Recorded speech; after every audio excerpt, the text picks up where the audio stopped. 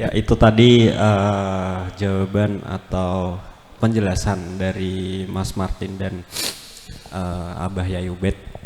Monggo, masih ada yang mau merespon, bertanya atau sebagainya? Monggo Pak Karim satu, ada yang lain? Oh ya, Kang Putu, monggo. Ada lagi? Oh ya, di belakang. Oke, monggo. Monggo Pak Karim dulu. Assalamualaikum warahmatullahi wabarakatuh. Mungkin saya akan menyampaikan pengalaman saya yang baru-baru ini menggunakan chat GPT. Mungkin berkebalikan dengan teman-teman yang tadi,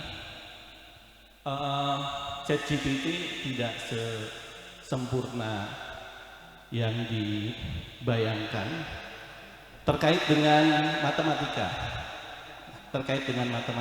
Saya sudah menguji, ternyata untuk masalah elementer seperti persamaan kuadrat, ChatGPT tidak keliru, ya, masih keliru.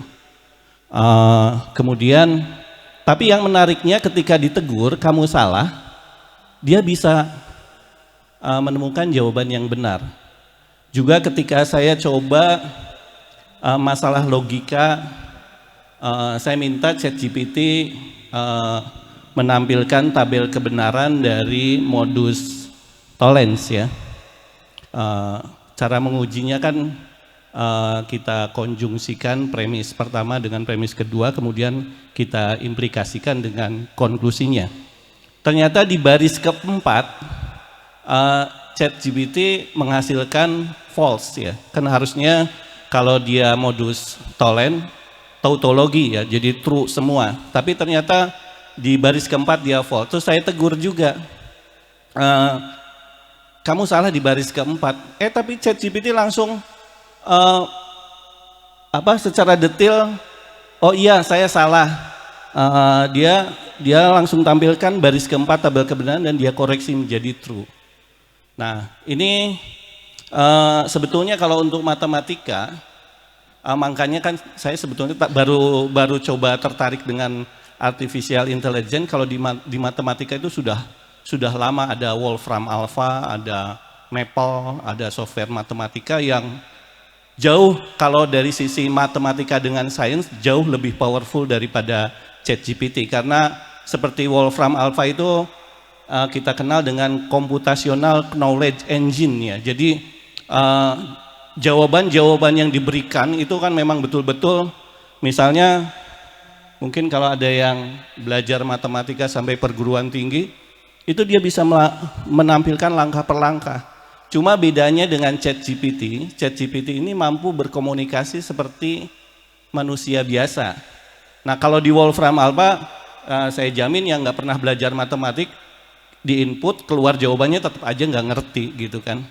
Bedanya di situ. Tapi kabar terakhir bahwa ternyata ChatGPT ini juga mengambil plugin dari Wolfram Alpha. Nah ini saya membayangkan bahwa kalau saya kan dari pendidikan, jadi saya membayangkan ini sekolah itu nanti kerjaannya apa? Guru itu ngapain juga gitu kan, karena semua matematika kurikulum itu habis sama Wolfram Alpha ya. Apalagi kalau dengan ChatGPT 5 saya ketahui bahwa nanti Desember itu dia bisa menganalisis audio dengan video. Kalau ChatGPT 3 itu teks, ChatGPT 4 dia sudah mulai gambar, dan ChatGPT 5 nanti Desember itu dia audio video. Artinya saya bisa membayangkan nanti TV One ini kan sudah mulai menggunakan avatar dengan artificial intelligence ya. Nah saya bayangkan kalau ChatGPT 5 nanti kalau dipadukan dengan software-software pembuat avatar, kita bisa membuat guru-guru dengan teknologi artificial intelligence dan Wolfram Alpha. Artinya mestinya sekolah itu pada tutup ya. Cuma untungnya di Indonesia kan teknologi tidak merata, orang internet aja susah kan. Masih susah, Indonesia internet ini masih lambat ya. Jadi saya pikir masih lama lah kalau di Indonesia banyak pekerjaan itu akan tergusur ya. Nah tapi sekali lagi seperti yang disampaikan Mbah Ubed, masih banyak ruang bagi kita untuk manusia ya, karena kita ini kan bukan hanya intelligence ya, tapi ada spiritual yang mesin tidak bisa masuk ya. Enggak tahu kalau ini ya, tapi yang jelas kelihatannya sisi spiritual ini tidak bisa masuk mesin. Nah, apa? Nah, saya menginformasikan, artinya jangan terlalu membesar-besarkan juga ChatGPT itu kan, karena di matematika masih lebih pintar saya, dibantu Wolfram Alpha gitu, ya gitu. Ya, jadi tapi kesimpulannya sebetulnya begini, bahwa kita ini lalai sebetulnya dalam melatih berpikir, ya, melatih berpikir, sehingga saya juga kaget juga, wah ternyata mesin sekarang bisa berdialog dengan kita dengan bahasa yang tadi sopan, kemudian ketika ditegur dia oh ini juga pengalaman tadi pagi, hal sederhana saya uji. Saya tanya ke ChatGPT, 23 itu bilangan prima bukan? Bilangan prima itu bilangan yang asli yang tepat punya 2 faktor. Bilangan itu sendiri dengan 1. ChatGPT jawab, oh iya bilangan prima. Terus saya goda, kamu salah gitu kan. Oh ChatGPT bilangan prima, bilangan komposit. Saya bilang, dia goyang. ChatGPT bilang, oh iya betul, 23 bilangan komposit. Terus saya tanya lagi, jadi yang benar yang mana, 23 itu bilangan prima atau bilangan komposit? Tapi ChatGPT di situ dia baru sadar mungkin ya. Iya 23 itu bilangan prima, bukan komposit. Terus saya tes lagi, kamu salah. Oh dia ngotot, maksudnya tetap bertahan. Jadi artinya saya lihat kok ada seperti proses belajar di ChatGPT ini ketika kita ya saya godain begitu kan ya. Nah intinya kan memang seperti kita ketahui Deep Blue itu sudah mengalahkan Garry Kasparov. Kita tahu bahwa catur itu permainan level tingkat tinggi untuk manusia. Tahun 1997 manusia sudah kalah. Saya tidak tahu apakah kalau teknologi ini bersatu, kelihatannya memang manusia itu sudah bukan apa-apa lagi. Tapi ya itu seperti Mbak Ubay bilang, untungnya kita masih ada unsur spiritual gitu. Makanya kita minggir harusnya ke hal yang lebih spiritual biar mesin mengerjakan yang intelektual. Terima kasih. Assalamualaikum warahmatullahi wabarakatuh.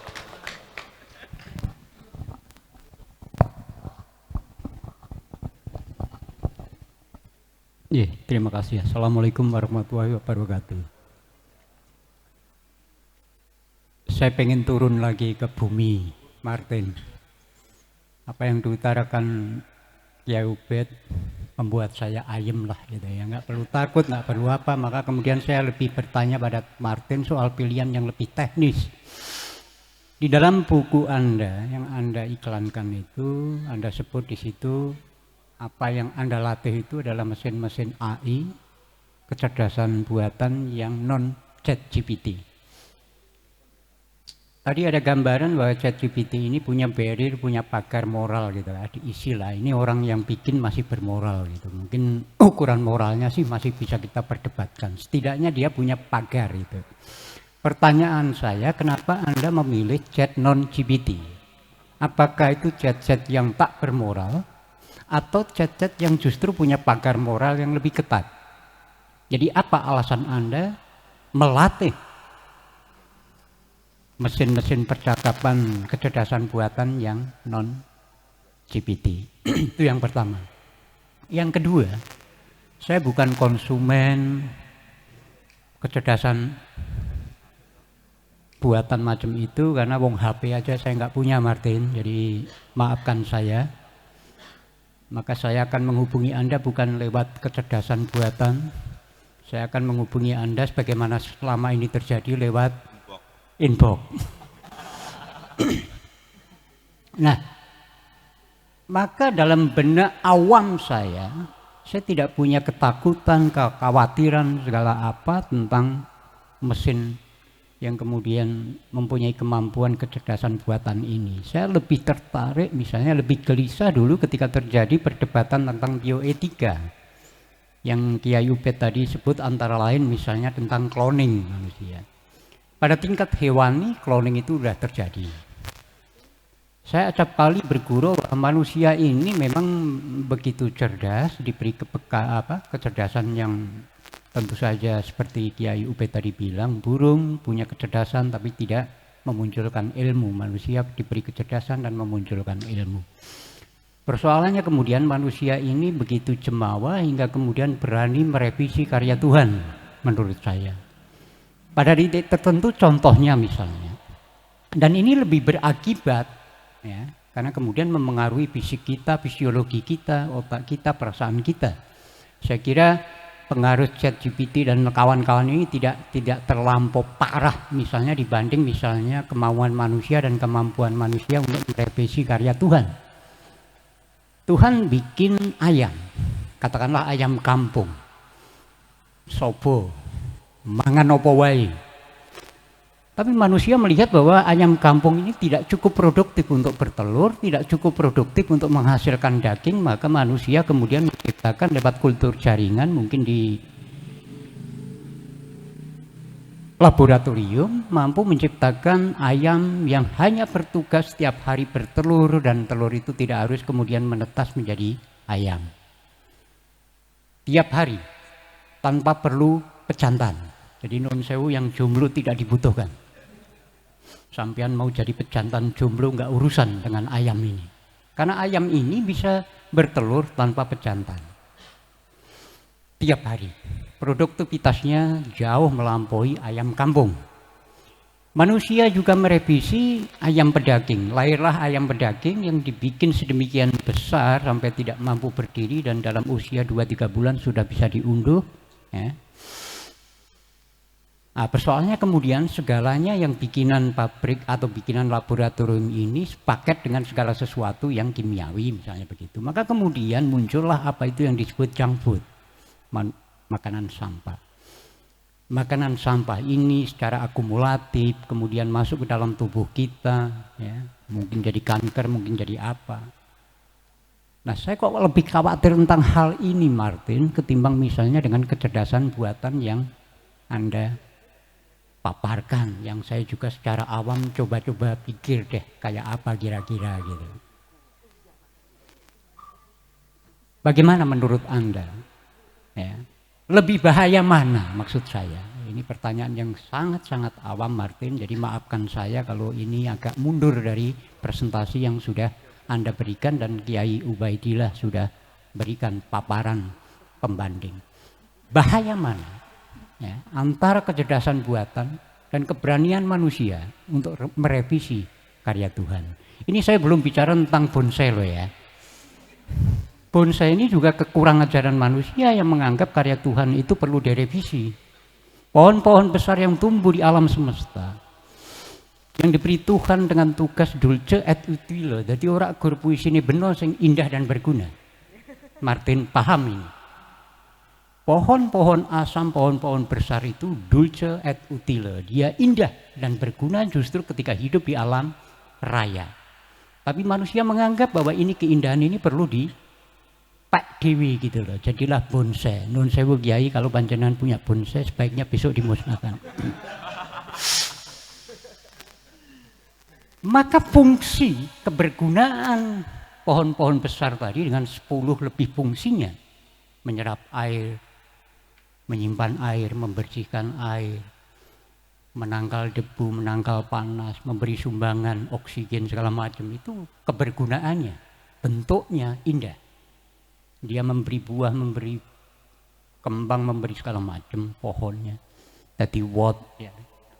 Lalu oleh manusia yang merevisi karya Tuhan tadi menganggap keindahan itu menjadi lebih indah kalau digawe bonsai kan gitu, dikerdilkan. Bagi saya pertanyaan ini menjadi penting, Artin, karena ini berkaitan karo kekhawatiran saya sok ben dihisab gitu. Paling enggak malaikat wis ngerti nek aku ora seneng bonsai itu kan aman gitu. Insya Allah orang nganggo kecerdasan buatan gitu. Dari aspek ini implikasinya dalam kehidupan kita bersama, membahayakan mana antara kecerdasan buatan seperti yang Anda paparkan, yang kemudian coba Anda latih untuk menjadi human, tidak lagi inhuman misalnya, ketimbang keberanian manusia atau kekurangan ajaran manusia untuk merevisi karya Tuhan. Saya kira moga-moga ini tidak nyalai apa yang Anda presentasikan malam ini. Matur nuwun. Wassalamualaikum warahmatullahi wabarakatuh.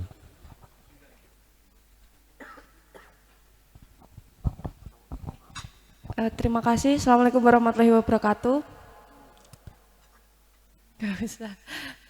Ini menarik sekali karena satu, awalnya saya khawatir tapi kemudian kayaknya ini menjadi satu peluang tersendiri. Pertama, saya khawatir ketika kan AI ini dia bicara atau dia menganalisis atau dia mengutarakan berdasarkan input yang dimasukkan.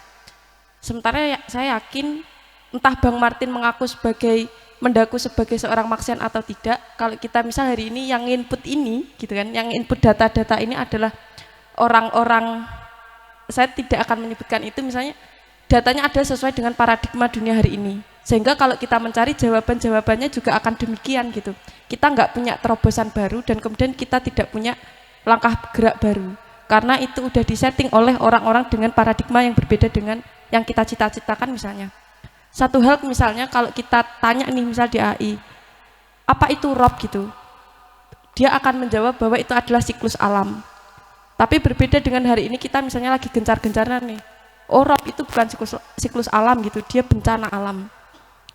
Ini kan akhirnya nggak match gitu. Tapi di lain sisi saya punya bukan ambisi ya, tapi semacam harapan misalnya AI ini dipegang oleh orang-orang dengan paham yang jelas. Saya nggak melulu menyebutkan itu maksian ya. Kemudian input-inputnya ini dimasukkan dengan yang jelas. Akhirnya ketika kita tanya apa, misalnya kita dunia yang sejahtera atau kemudian dunia setara seperti apa yang kemudian harus hadir dengan sistem seperti apa gitu. Munculnya nggak lagi kapitalisme, neoliberal dan lain-lain, tapi misalnya sosialis muncul di situ. Ini kan misalnya ini berandai-andai ya. Ini satu, jangan-jangan kalau misalnya AI ini dikembangkan dengan dia orang dengan moral dan paradigma yang jelas, ini bisa jadi satu peluang. Jadi nggak apa namanya, dia bisa menjadi semacam satu alat kampanye, atau dia orang yang dia bukan orang ya, dia alat yang mengkampanyekan, atau dia juga alat yang melakukan indoktrinasi itu. Jadi nggak mungkin Kapidin, Munib dan Jamalin nggak perlu ngopi lagi sama buruh. Ketika buruh buka AI misalnya apa tadi? Dia akan terindoktrinasi sendiri gitu. Jadi nggak perlu kita ngeluarin uang buat ngopi-ngopi lagi sama buruh. Itu kan juga satu peluang menurutku. Nah itu kan kayak meringankan kerja-kerja teman-teman selama ini. Itu aja Kang Martin, bayangan saya gitu. Makasih.